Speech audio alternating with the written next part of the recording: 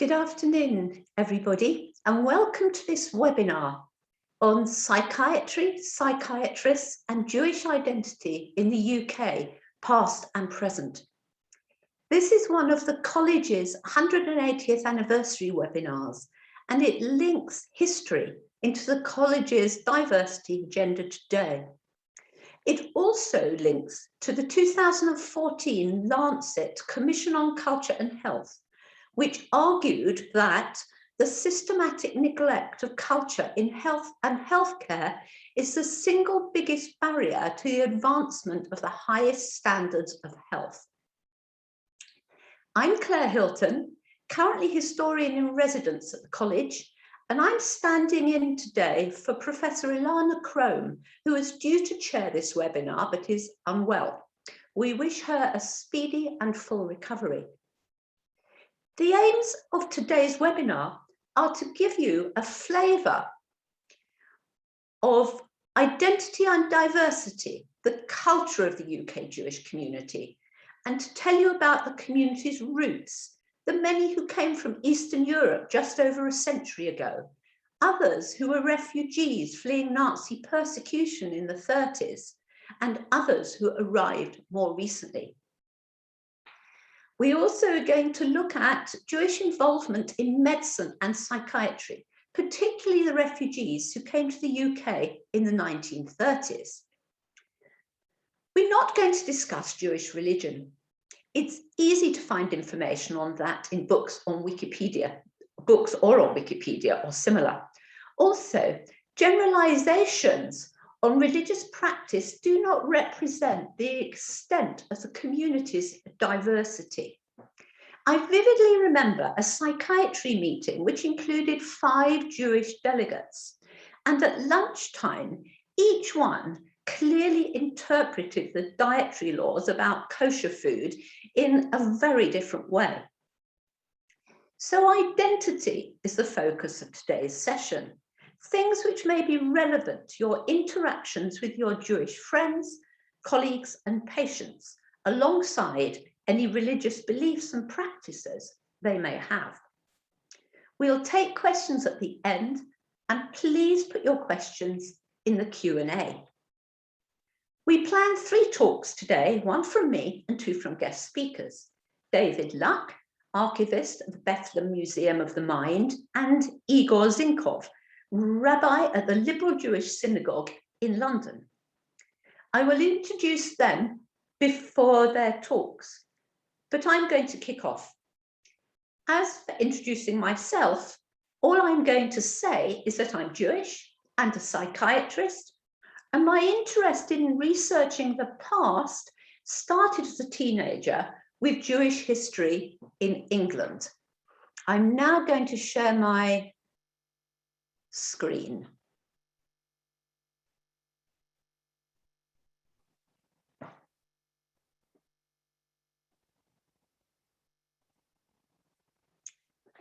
So, Jewish identity. I'm going to take you on a whistle-stop tour, micro tour of Anglo-Jewish identity. I thought we would focus on somewhere you know, Prescott Street, London E1, the home of the college headquarters. Going back to 1911 takes us to a very different world. Looking east from where the Royal College is today was a largely residential area, mixed housing, some fairly grand, others in multiple occupancy. This east end of Prescott Street was largely home to Jewish people, many of whom were immigrants from Eastern Europe. Very few of the buildings from that time are still standing. But the pub, and pubs so often seem to survive through thick and thin, the old law court and the Roman Catholic Church of the English Martyrs and a couple of houses near it are still there. We're going back to 1911 because that was the date of the last census, now publicly available. So who was living in Prescott Street? And by the way, confusingly, it was then called Great Prescott Street. Here is one census form from number 20. If not on the site of the college today, then very close to it. The parents were born in Russian Poland, the children all in London, Whitechapel, except the youngest children and their mother, a housewife. The others all worked in the tailoring trade. In contrast to the parents' first names, Israel and Miriam, the children had more typically English Victorian sounding names, Jack, Gertrude, Lily, and so on. Their surname, though, is a bit of a mystery, a very English sounding Harbour, H-A-R-B-O-U-R. Perhaps it was deliberately anglicised by the family from something else. Perhaps an immigration official spelt their foreign name as he thought it should be written in English. It certainly doesn't sound very Jewish, but in this country, many names were anglicised, supposedly to assist with integration and avoid anti-Semitism. But they were definitely Jewish. How can I be sure? Because some of their life events were announced in that icon of Anglo-Jewry, the Jewish Chronicle newspaper, going since 1841. Perhaps Israel and Miriam learned English from a book like the one shown, which belonged to J. Steinberg in Whitechapel, so that they could read that iconic newspaper with the important community news in the early years of the 20th century, births, bar mitzvahs, marriages and deaths on the front page. Or perhaps they had celebrations at Mr. Bond's Kosher Hotel at 12 Prescott Street. Or perhaps they walked up to Whitechapel Library to study. A blue plaque there today commemorates the poet Isaac Rosenberg, who, like many other Jewish men, served his country in the First World War. Rosenberg was killed in action in 1918. Moving on to something more medical. Number 10 was home to a Dutch-born Jewish doctor, Joseph Klein, later a GP in Twickenham. His son, Sidney Gabriel Lindo Klein, was also a doctor. He changed his name, though, to Robert Dudley Paget.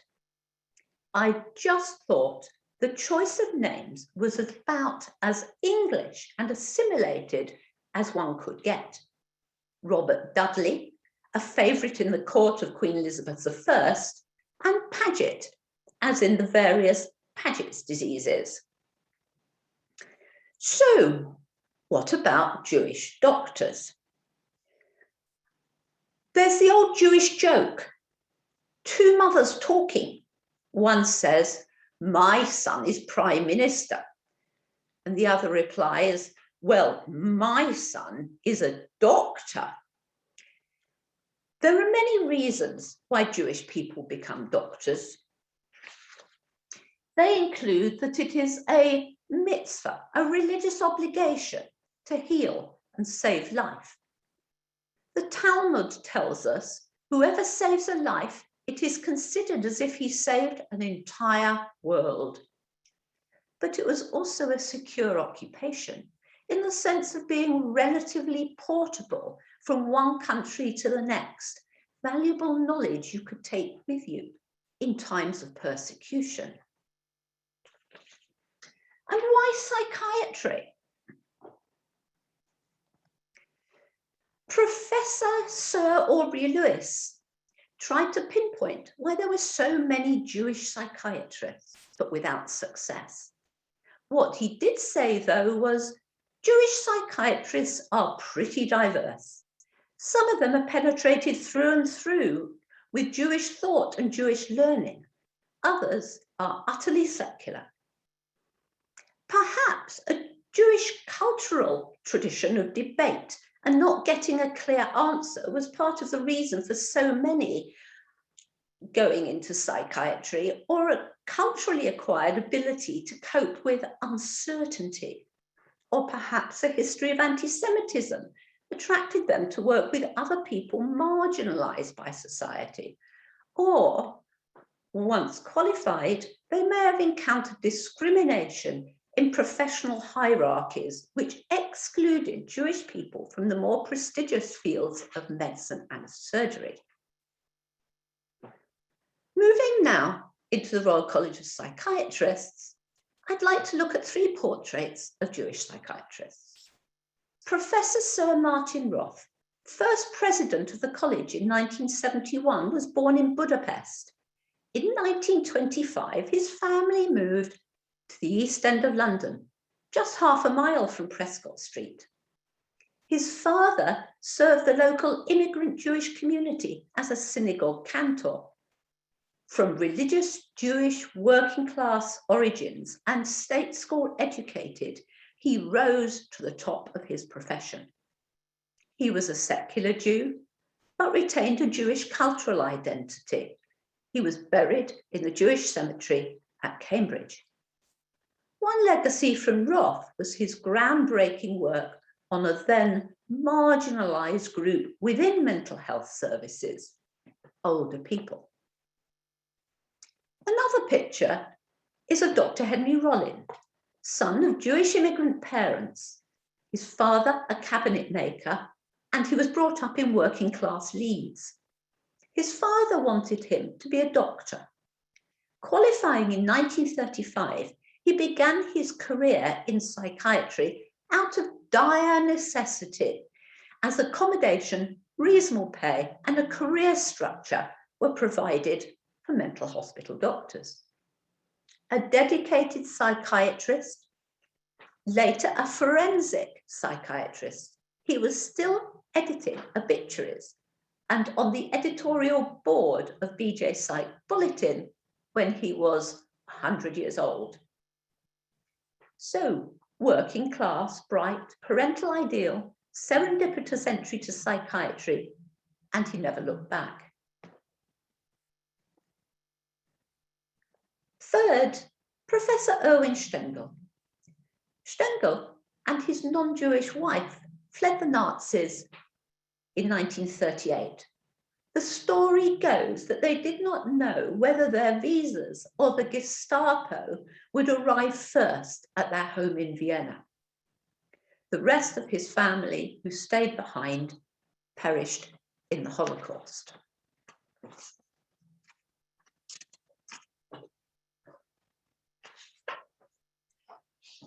Stengel became professor of psychiatry in Sheffield.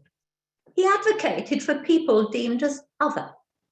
He supported homosexual law reform and researched to better understand suicide and what he called attempted suicide, at a time when male homosexual activity and suicidal acts were both crimes. Religiously on the fringes, he was buried in Sheffield's Jewish cemetery. These three psychiatrists had humble immigrant roots. They all retained a fairly secular Jewish identity throughout life. And they may have had a particular affiliation to work with people who suffered discrimination. Finally, a few learning points. The British Jewish community today is culturally and religiously diverse. Many today trace their ancestry back to humble immigrant, refugee, or working class roots. Fear of anti-Semitism is deeply embedded and unfortunately is still a reality. Many keep their identity under wraps in public. Jews who are religiously non-practicing may have a strong cultural identity. And medicine and psychiatry are attractive professions for positive and negative reasons. Thank you.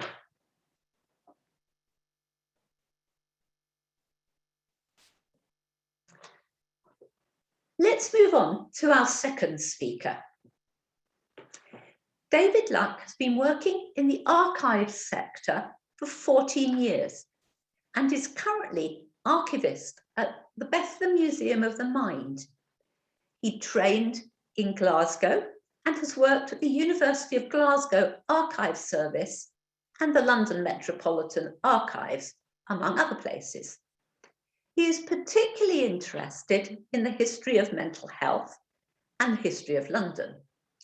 He is going to speak today on 3 Jewish refugees from Nazi Europe, their identities and their contributions at the Maudsley Hospital and to UK psychiatry. Welcome, David. Thank you, Claire, and thank you for your talk, which was fascinating. I learnt a lot myself. I'm just going to share my screen with everyone, so please bear with me. Lovely. And as Claire said, I'm David. I'm archivist at Bethlem Museum of the Mind, and that means I'm responsible for the records of Bethlem and the Maudsley hospitals.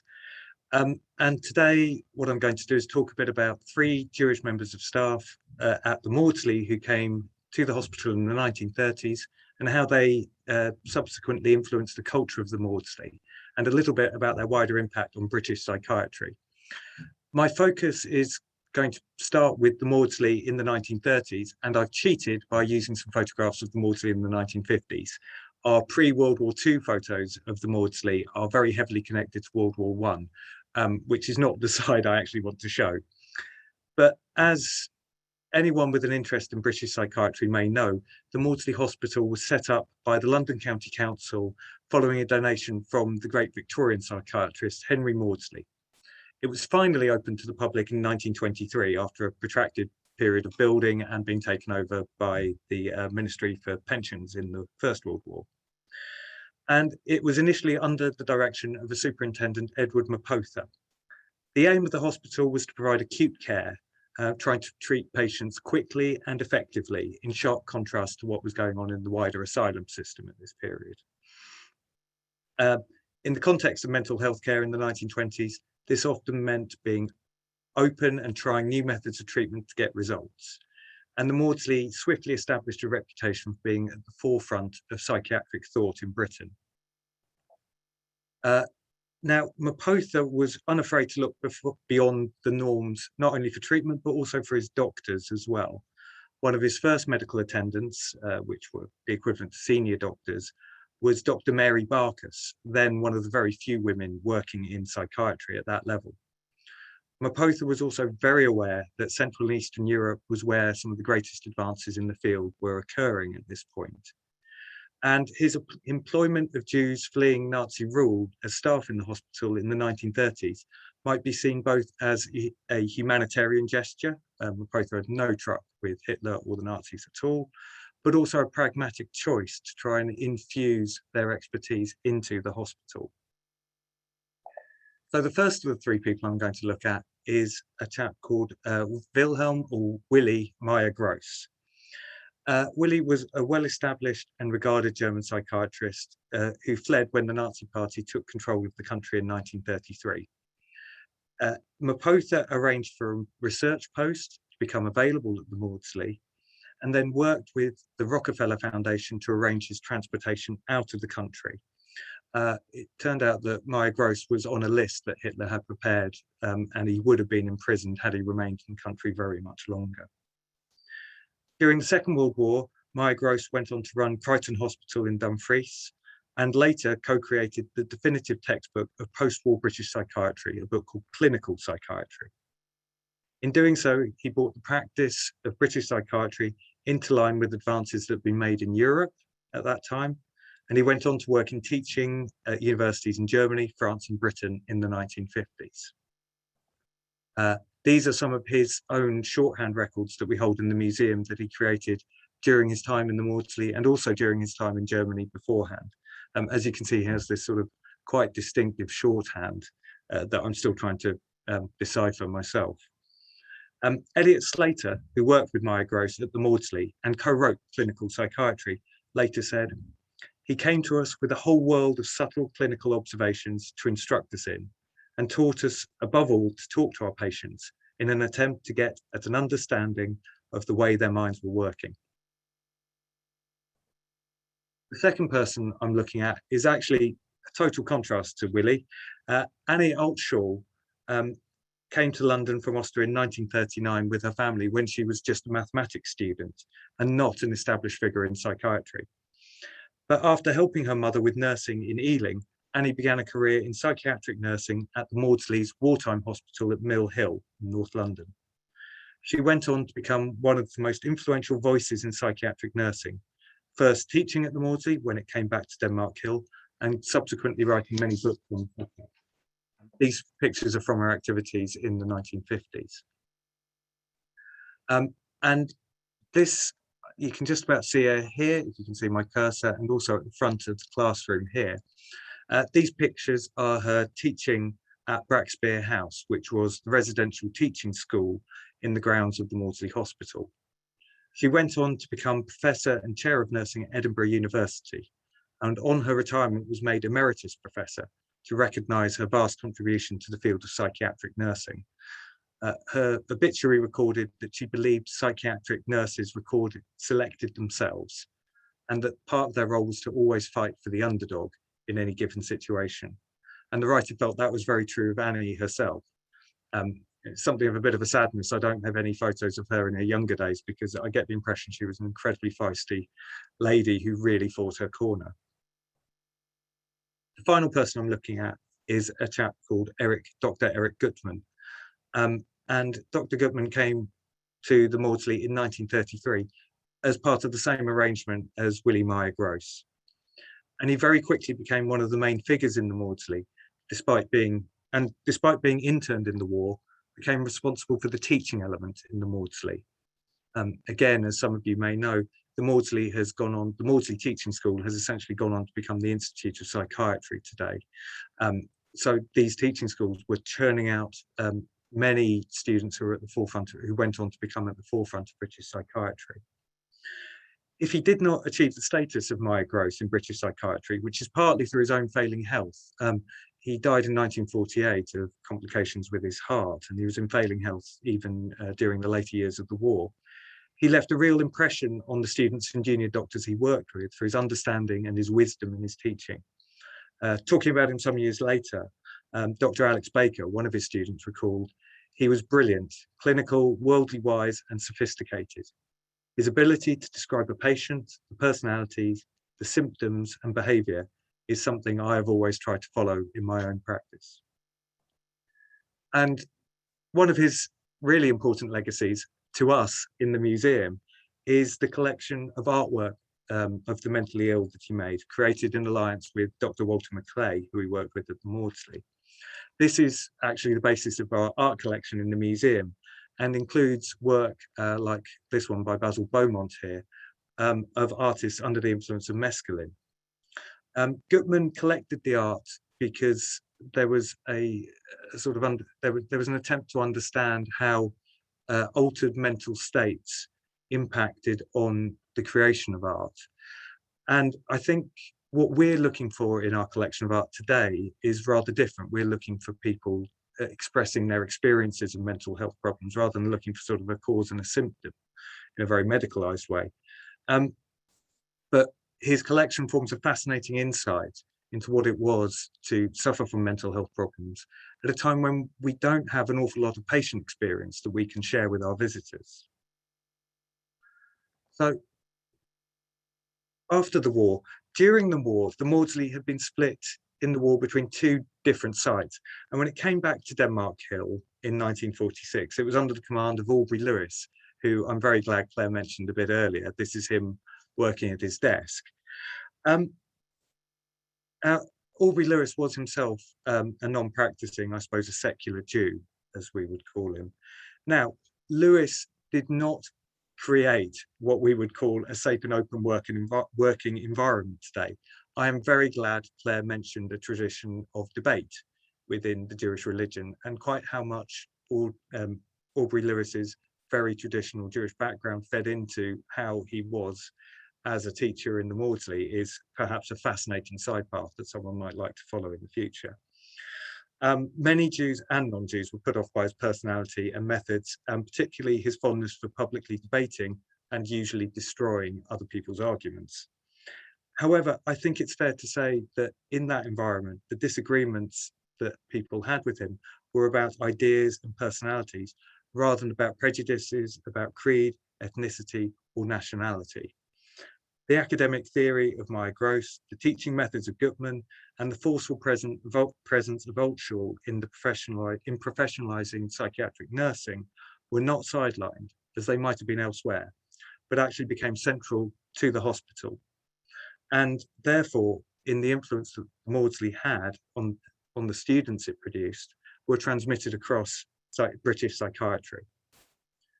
Equally, I'm not trying to say that the Maudsley was a sort of kind of hotbed of Jewishness or anything quite like that. In fact, many of the psychiatrists who were in the Maudsley never talked about their religion. However, I think it's fair to say that the personalities of these three undoubtedly shaped modern psychiatric practice. And so I think it's also fair to say that their religion, which played a large part in all their lives, and their personal experiences of fleeing prejudice, is an important and probably unacknowledged factor in the history of British psychiatry. So thank you for listening to me. I hope you enjoyed that. I will hand you back over to Claire. But if you're interested in finding out more about our museum, I have our social media handles up here in a plug that our social media manager would really appreciate. And my email address is here if you have any questions that you'd like to ask me away from this. Thank you. Thank you so much, David. That was wonderful. And you've also made a very interesting link because I gather that Aubrey Lewis was a member of the synagogue where our next speaker now works, the Liberal Jewish Synagogue in St. John's Wood. So I would like to introduce our third speaker, Rabbi Igor Zinkov of the Liberal Jewish Synagogue in London. He was originally from Chelyabinsk in Russia. He has he's smiling, so I might have pronounced it correctly. He has a degree in engineering and worked in business before beginning his journey to the rabbinate with studies in Moscow, Jerusalem, and London. Igor chairs the International Assembly of Russian-speaking rabbis and cantors and is highly respected amongst his rabbinical colleagues nationally and internationally. He's going to speak on Jewish identities in the UK today. Over to you, Igor. Thank you very much. And thank you to both of you for your presentations. I think it's important for me to say that for me, it's quite important to hear, to have a discussion. So my presentation will be more a discussion and a dialogue. So please open the chat boxes because I will ask you some questions from time to time. And I would like to hear what you think. So let's begin with a simple question. How many Jews are there in the UK, do you think? How many Jews are there in Britain? Let's say, I think that's the currently the population of the United Kingdom is about 67 or 68 million. And yeah, we have a guess 250,000 Jews, about 300 Jews, 600 Jews. You're not, okay, 100, yes, 100,000, yes, yeah, 300,000. So you seem to be very well informed because this is the numbers in a historical perspective. I will, and it is also a good question. Some of you wrote, who is a Jew? And indeed, that's a very good question. Who is a Jew? How do we define a Jew? And we will talk about it a bit later, because it's certainly a part of this conversation. So as you can see, that if we only focus on the last, on the last 2 years and in the last numbers, then the number of Jews for the last 20 years is fairly stable. It is roughly around 270,000 Jews. And I believe that the latest census will not change it much. However, if you look at the numbers before and the how much it changed, I think it is quite an important fact, which will affect the way which will affect Jewish identity. So first of all, what does it mean to be a minority? And if I'm not mistaken, the 270,000 is 0.4% of the population in the United Kingdom. So it means that you are a tiny minority, and there are not so many Jews in this country. So that certainly affects the way how I see myself in this country. So it is partly it's something good, because I know I speak to some Jewish teenagers who go to non-Jewish schools, and it makes them in a way different, and in a way there's something cool for teenagers to be different. But at the same time, you do live with the fear of being other, being different. So I think that they both are correct, and they both affect my identity and identity of Jews. So in terms of numbers, again, there are 454 synagogues in this country, and according to the data, according to the study, 56% of Jewish households, at least one person in this household belongs to a synagogue. So as you can see, it may be very a natural assumption that Jews would be be associated with the religion, but I believe that there is no much difference between Jewish affiliation to an organized religion and a wider population in the country. So you can see that the synagogue members are 56%, and among those 56%, there are different denominations. And before we will go into these words and these definitions, very often people who have not much understanding of any religion or any ethnicity, really, they would only have perhaps two options. That person can be either Jewish or non-Jewish, right? So there are only two. And if you're Jewish, then there are lots of assumptions about, and the same happens with anything really. So, however, if you learn a bit more, you learn that Jews can be religious and non-religious. And if you learn a bit more, you learn that among religious Jews, there are Orthodox Jews. There are strictly Orthodox Jews that are in very strict branch of Orthodoxy. There are Reform, Liberal, Masorti, and Sephardi Jews. All of them, we can spend the time, and if you're interested, we can speak about what it means. But I guess, like any other religion, Judaism also has denominations and different ways of understanding of what it means to be a religious Jew. There's only one joke I would like to share with you, is that when a Jew gets to a desert island and spends a year there, and then in a year, this person gets rescued and shows around what he's built in the island. And okay, this is where I slept with, this is where I cooked my food, this is where I don't know, I relaxed and did some meditation. This is my first synagogue, this is my second synagogue. Wait. You are the only person. Why do you need two synagogues? What do you mean why the synagogues? This is my synagogue where I go to, and this is the synagogue I will never put my foot into.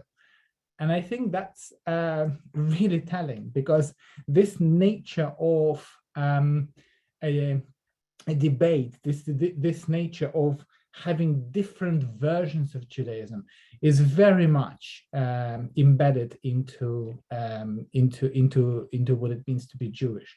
So this is my version of Judaism. So the hearing my voice and empowerment of an individual voice, that's what I think is one of the features, or not features, one of the distinctive points. But numbers, in a way, what does it mean? So that to have these numbers, 42% to 19%, I don't think it tells a lot about what it means to be Jewish and about Jewish identity. And who is a Jew? So what does it mean to be a Jew? So somebody in the chat put very good questions. So who is a Jew? If a person is born to a Jewish father, for example, but doesn't do anything in terms of Jewish practice, doesn't know anything about Judaism, is this person still a Jew? And that's a good question. So now we're coming to a more complex world of Jewish identity. And these are some options I hear from people, and that some people would define Jew in this way. So you're Jewish if your mother is Jewish, and this is perhaps the most traditional Orthodox Jewish way of Jewish definition. So regardless of what you feel and what you know, if your mother is Jewish, then you're Jewish, full stop. I, as a liberal rabbi, would certainly argue with that, and I would define a Jew that if your mother or father is Jewish. So in a way that the liberal Judaism was brave enough to fix what I would call unfairness or injustice within the Judaism. But again, it's a different topic for the conversation. So a beautiful definition which I heard is you are Jewish if your children are Jewish. So if you live your life in a way, or if you would ensure that your children consider yourself Jewish. So that's a rather poetic definition, not a poetic, but quite beautiful. Or some people say that if you feel you're Jewish, then you're Jewish. So there is an option of that. Then if you keep Shabbat and Kashrut are two of the commandments in Judaism. Shabbat meaning have a rest on Shabbat, on Saturday, and Kashrut to keep Jewish dietary laws. Another definition which I would like to stop, and we did speak about it a little bit. You are Jewish if others think that you are Jewish, and this is the definition which is certainly connected with anti-Semitism and with the Nazi Germany, for example, because lots of Jews in Germany would not consider themselves Jewish. They wanted to assimilate. They wanted to become German. They wanted to become a member of the society. However, others decided that they were Jewish and they would be killed during the Holocaust. So then another definition that it connects us to a belief, to Jewish theology. If you believe in one God, although it is not unique to Jews. I mean, there are lots of people in the world, lots of there are other religions who believe in one God, but it is certainly part of the conversation. Another definition is that you're Jewish if you know Jewish stories, and this is something. This is a definition of knowing your narrative. for example, when I say a Tower of Babel, yes, it is a part of of the culture, of the Western culture, this story of the Tower of Babel or Noah's Ark.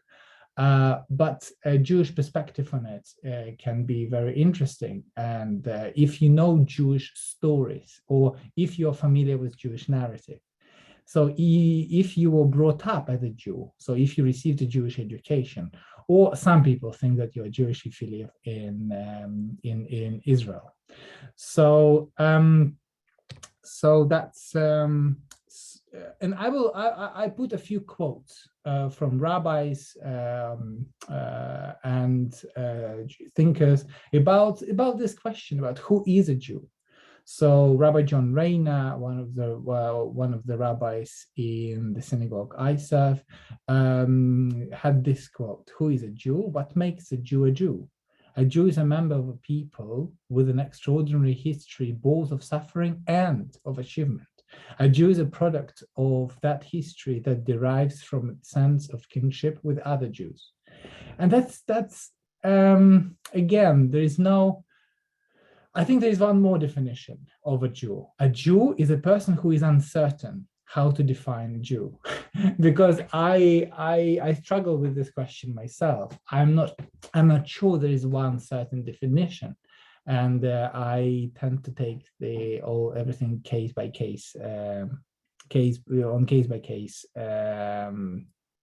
stories. So even another rabbi, the American in this case, so even when two Jews meet for the first time, a vague consciousness of having met before is stirred in each. A memory cannot with any definiteness specify or describe the time, place, or nature of the earlier association. So, I mean, in other words, there is some kind of connection with other Jews, although some of the Jews may have very little in common. So I trace my ancestry from Eastern Europe, and some of the other Jews may trace their ancestry from Morocco, from Iraq, and we do belong to the same people. But what does it mean? We don't share language. We don't share. What does it mean to be the members of the same people? So, and a few more quotes. Let us not ask ourselves only who is a Jew. Let us ask ourselves who is a good Jew. And perhaps this is a better question for us to consider. What does it mean to be a good Jew? And the answer of this rabbi is: a good Jew is one in whose life being Jewish is a constant influence for good.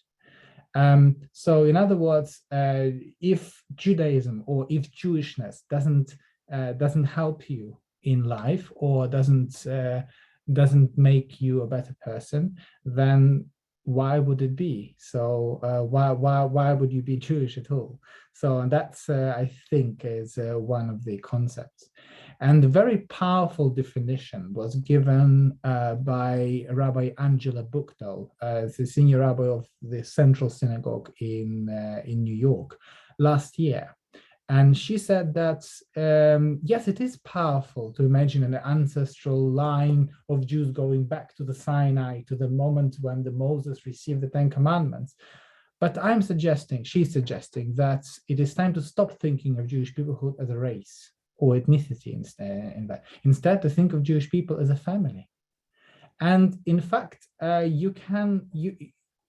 you think about belonging to Judaism as to belong to a family, then it makes sense that there can be different understandings of the same questions, of the politics, even of the stories we tell each other. And I deliberately use the word story because the word history may not be very helpful to understand the Jewish narratives and Jewish religion, because we tell each other stories. And and I think that the understanding of our story is something quite important. And coming back to the numbers of Jews arriving to the UK in different times, I think that it's important to understand that within a few generations, most Jews in this country had somebody arriving to this country. And the memory of this also influences, and the stories we tell each other is what makes us who we are. And the stories of Jews is the Jews are the minority. Jews are the people of both great suffering and great achievement. Jews are the people of traveling, from many different places. And I personally came to the conclusion that perhaps to be Jew is like being a member of a family when you are a part of the narrative of this family. Thank you.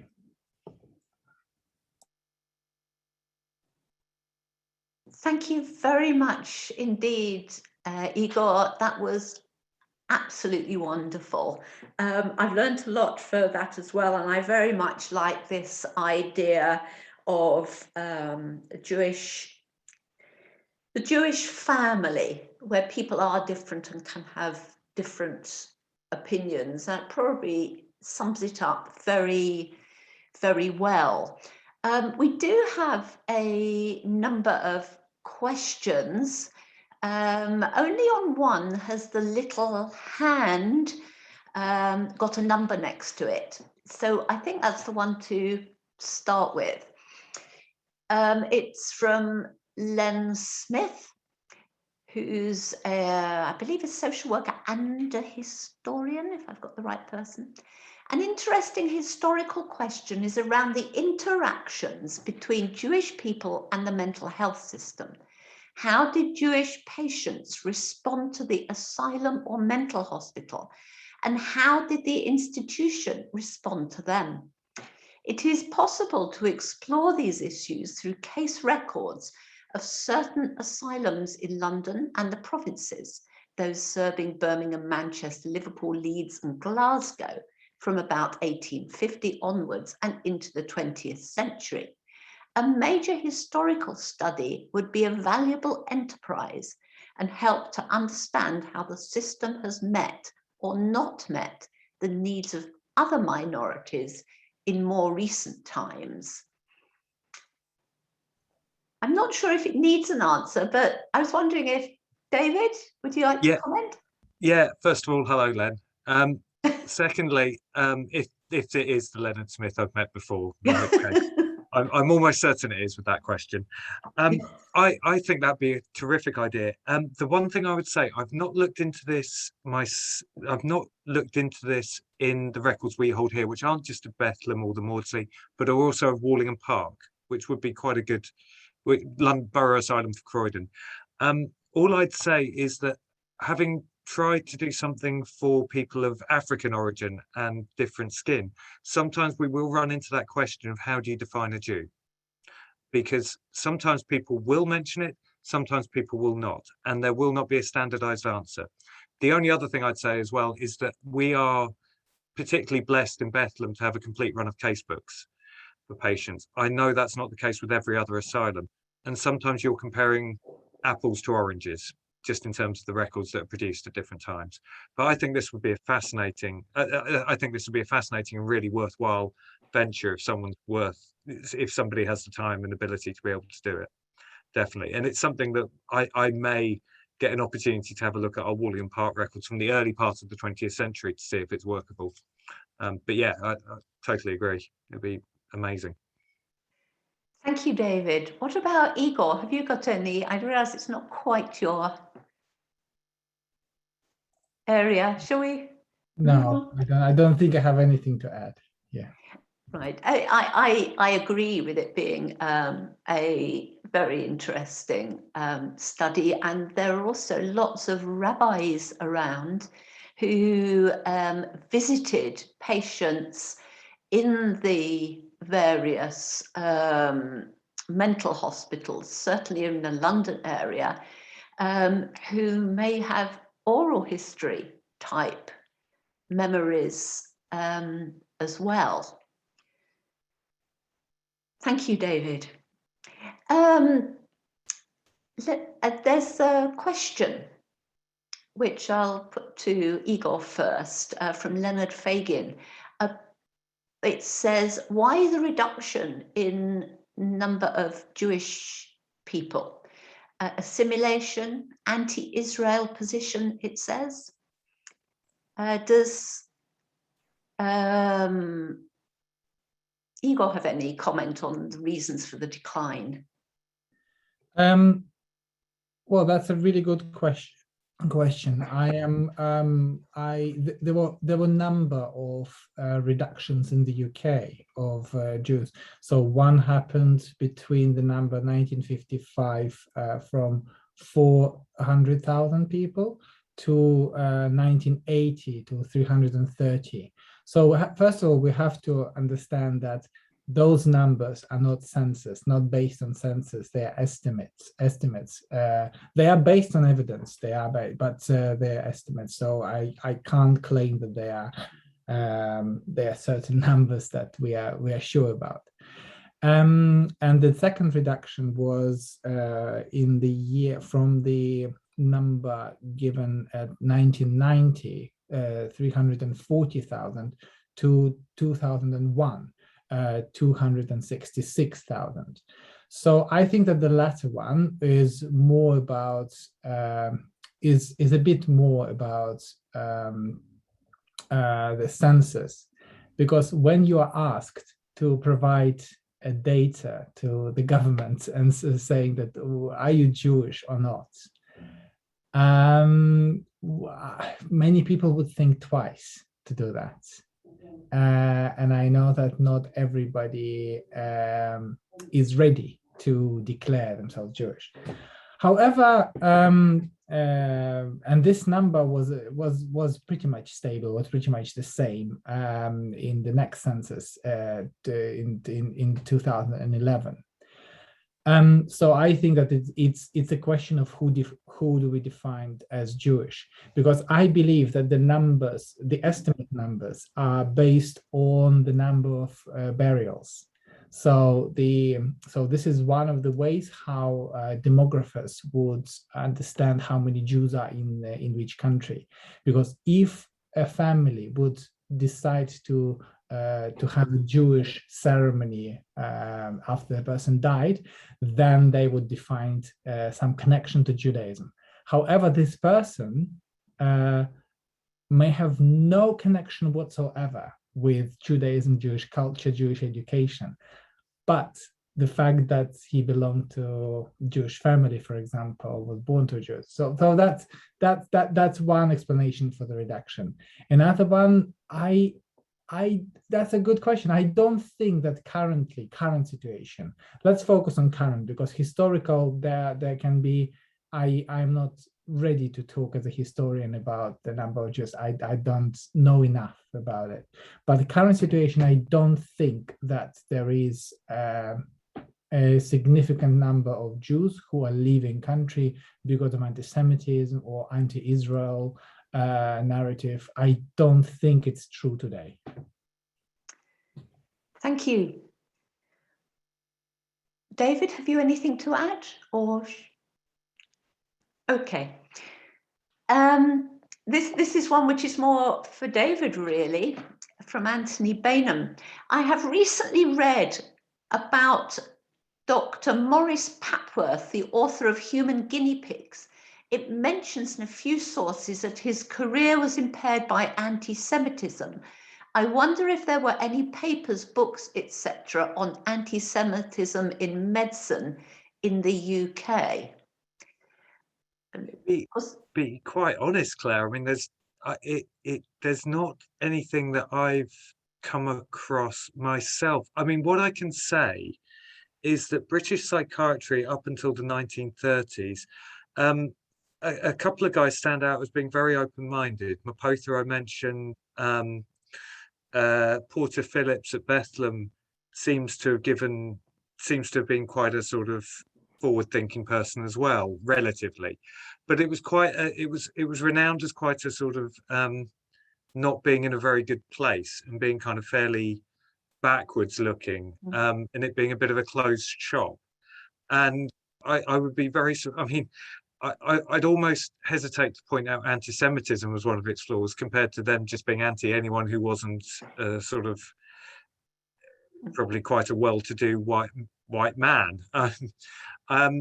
But I don't know any particular sources for anti-Semitism, sort of certainly post-Second World War. I don't know if you're familiar though, because you all know this area much better than I.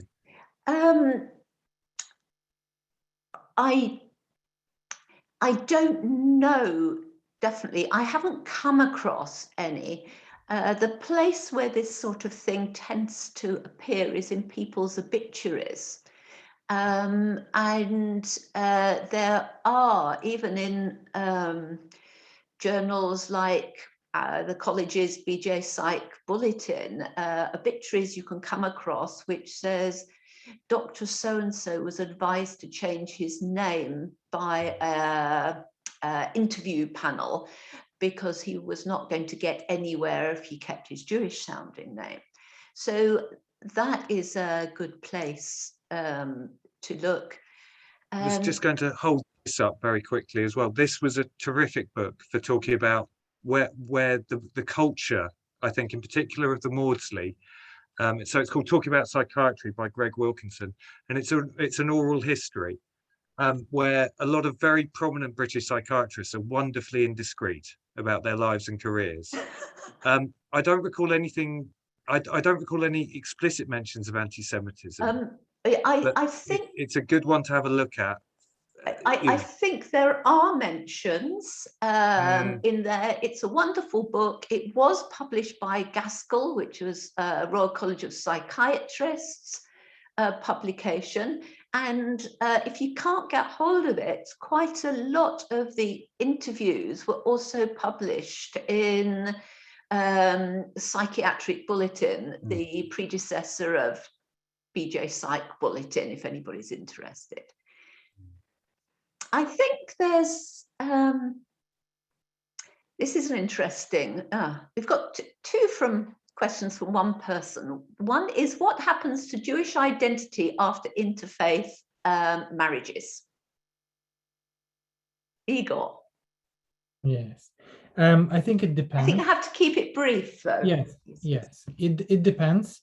I think it's important to remember that if I know of somebody of interfaith marriage, it already means that they would like to choose to keep their connection to Judaism. So I think that I am in the 56% of those who have at least one person involved in the synagogue. So I deal with this 56% of people. It depends. Many people, so it would not be possible to be members of synagogue within strict Orthodox or just Orthodox. However, on a more progressive side, so liberal and Reform Judaism would certainly welcome those families, and without an expectation to convert of a non-Jewish partner. So there is a way to stay engaged in Judaism for interfaith couples. However, not everybody decides to do so. So that's.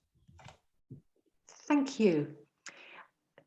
I'm just going to read out one comment from Bibek Gupta, who also gave asked the last question. They've written, it is unthinkable why there should be any place of anti-Semitism against highly intelligent, I think there's a range, community who, despite suffering persecution, still enormously contributed towards welfare of mankind. There are so many Jewish Nobel laureates in all spheres of art and science. Well, that's a very nice comment to end on, and I apologize for the questions we haven't been able to answer. If you want to, you're very welcome to contact me through the college. I've got the historian at rcpsych.ac.uk email. And now I just want to sum up and say that I just hope we've given you a little insight into being Jewish in Britain, past and present. I'd like to remind you that there are 2 more webinars coming up in this series on the 11th of November, Psychiatry and Sexuality, and the 9th of December, How will current psychiatric practice be seen in the future? And now I would just like to say thank you for joining us today and for your questions. Thank you to Katie and Kezia for their help with the IT, and very, very many thanks to our speakers, David and Igor. And we also send our good wishes to Ilana Crome and thank her for her inspiration for the project for today. Thank you.